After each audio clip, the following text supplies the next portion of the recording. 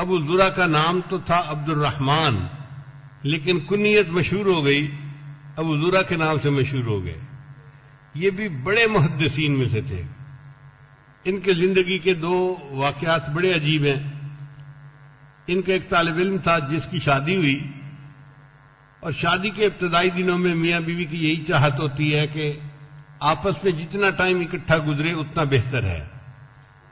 یہ طالب علم بیوی کو گھر چھوڑ کے چلا جاتا تھا درس لینے کے لیے۔ اب وہ گھنٹہ 2 گھنٹے انتظار میں رہتی کہ خاوند آئیں گے تو میں ان کے ساتھ مل کے کھانا کھاؤں گی اور بات چیت کروں گی، تو طالب علم کو کبھی آنے جانے میں دیر ہو جاتی تھی۔ ایک دن بیوی انتظار میں تھی اور خاوند کو آنے میں دیر لگ گئی، تو بیوی نے ذرا اکھڑے مزاج میں بات کی، آپ تو چلے جاتے ہیں تو آپ کو تو پیچھے کوئی یاد ہی نہیں ہوتا، سارے مر جاتے ہیں آپ کے لیے۔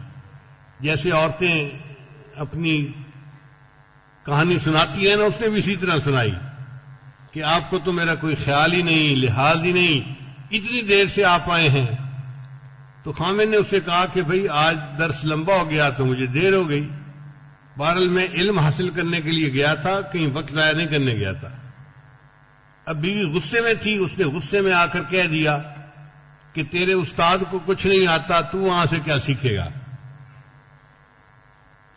اب جب بیوی نے استاد کے بارے میں بات کی تو طالب علم جو ہے وہ غصے میں آ گیا، اور اس نے غصے میں آ کر یہ کہہ دیا اگر میرے استاد کو 1,00,000 حدیثیں یاد نہ ہو تو میری طرف سے تمہیں 3 طلاق ہے۔ خیر رات گزر گئی، صبح کے وقت میاں بیوی دونوں کے دماغ ٹھنڈے ہوئے۔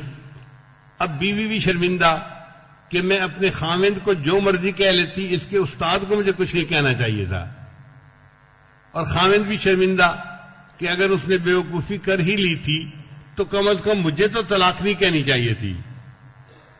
بیوی نے خاوند سے پوچھا کہ بتائیں جی مجھے طلاق ہوئی یا نہیں ہوئی، تو خاوند نے کہا کہ چونکہ میری طلاق مشروط تھی، کنڈیشنل تھی، اگر استاد کو 1,00,000 حدیثیں یاد نہ ہو تو تجھے طلاق۔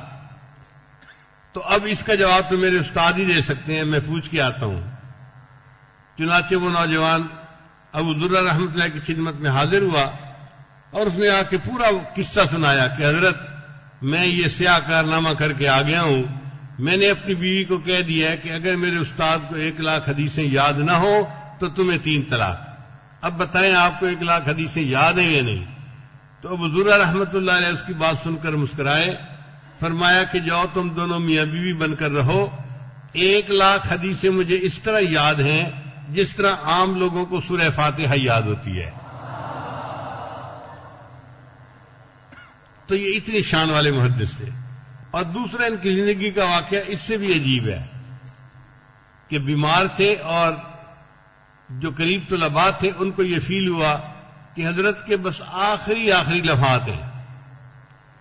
جو بندے بیمار بندے کے قریب ہوں اور وہ محسوس کریں کہ اب آخری لمحات ہیں، تو ان کو چاہیے کہ وہ اس بندے کو کلمے کی تلقین کیا کریں۔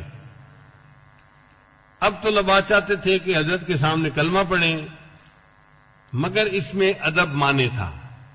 طلباء نے سوچا کہ ساری زندگی تو ہم نے ایمان اپنے استاد سے سیکھا، اب اس وقت میں استاد کو ہم کلمے کی تلقین کریں تو یہ اچھا نہیں لگتا، تو پھر کیا کریں؟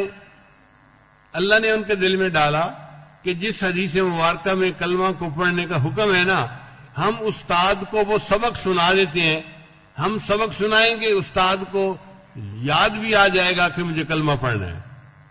چنانچہ انہوں نے حدیث مبارکہ پڑھنی شروع کر دی، ان فلاں ان فلاں ان فلاں۔ جب 2-3 راویوں کے نام لیے تو استاد پہچان گئے کہ یہ کون سی حدیث پڑھنا چاہتے ہیں۔ چنانچہ ابو زرع رحمۃ اللہ علیہ نے ان طلباء کے ساتھ خود بھی حدیث پڑھنی شروع کر دی۔